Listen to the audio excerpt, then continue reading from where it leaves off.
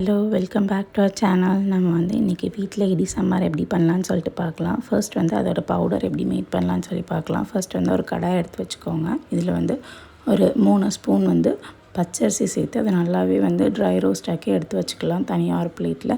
இப்போ அதே பாத்திரத்தில் 2 ஸ்பூன் எண்ணெய் ஊற்றி 1/2 ஸ்பூன் வெந்தயம், அதுக்கப்புறம் ஒரு 3 ஸ்பூன் துவரம் பருப்பு, இது ரெண்டுத்தையுமே சேர்த்து ஒரு 5 மினிட்ஸ் நல்லாவே ரெண்டுத்தையும் சேர்த்து கலந்து விட்டுக்கலாம். நம்ம அடுப்பை சிம்மில் வச்சுட்டு எல்லாமே ரோஸ்ட் பண்ணணும். அதுக்கப்புறம் இது கூட ஒரு 1/2 ஸ்பூன் ஜீரகம், 1/2 ஸ்பூன் மிளகு, இது ரெண்டுத்தையும் சேர்த்து நல்லா கலந்து விட்டுட்டு ஒரு 5 நிமிஷத்துக்கு இப்போ இது கூட நான் முழு மல்லி சேர்க்க போகிறேன். முழு மல்லி தான் நம்ம சாம்பாருக்கு ஒரு தனி டேஸ்ட் கொடுக்கும். நான் ஒரு 3லேருந்து 4 ஸ்பூன் வரைக்கும் மல்லி ஆட் பண்ணிக்கிறேன். உங்களுக்கு இன்னுமே நல்ல ஃப்ளேவர் வேணும் அப்படின்னா கூட ஒரு 2 ஸ்பூன் கூட நீங்கள் மல்லி ஆட் பண்ணிக்கலாம். இதில் எல்லாமே சேர்த்து நீங்கள் நல்லாவே கைவிடாமல் கலந்து விடணும். அடுப்பை சிம்லேயே வச்சுக்கோங்க. அந்த பருப்பு ஒரு ரெட்டிஷ் ப்ரௌனாக சேஞ்ச் ஆகிட்டு அப்படின்னா நம்ம செஞ்சுருக்க எல்லாமே நம்ம பொடி ஒரு 90% குக் ஆகிட்டுன்னு அர்த்தம்.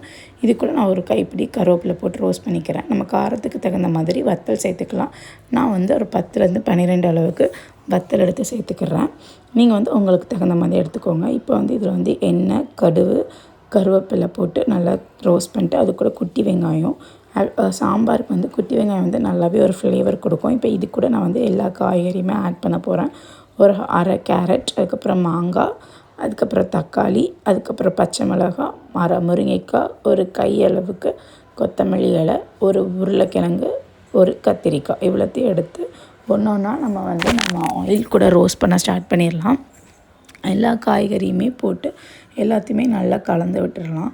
இதுக்கு தேவையான அளவு உப்பு, காய்கறிகளுக்கு தேவையான அளவுக்கு உப்பு சேர்த்து எல்லாத்தையுமே ஒன்று போல் நம்ம கிளறி விட்டுட்டு ஒரு 20 to 25 மினிட்ஸ் நம்ம காய் நல்லாவே ரோஸ்ட் ஆகி ப்ளஸ் நம்மளுக்கு பாயில் ஆகணும்.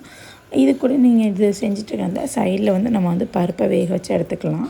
இப்போ நம்ம வறுத்து வச்சுருக்க எல்லாத்தையுமே நம்ம பொடியாக்கி எடுத்துடலாம்.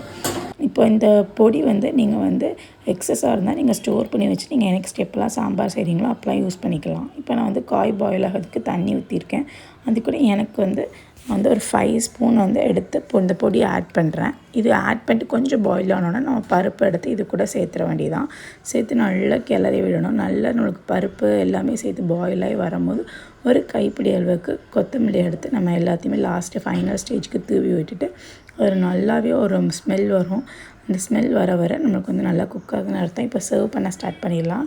கொஞ்சோண்டு தேங்காய் திருவி ஒரு பவுலில் வச்சுட்டு அது கூட நான் சாம்பார் ஆட் பண்ணி லாஸ்ட் நம்ம சர்வ் பண்ண அப்படின்னா நம்ம சாப்பிடும் போது ரொம்பவே டேஸ்ட்டாக இருக்கும். ஓகே, பாய், தேங்க்யூ.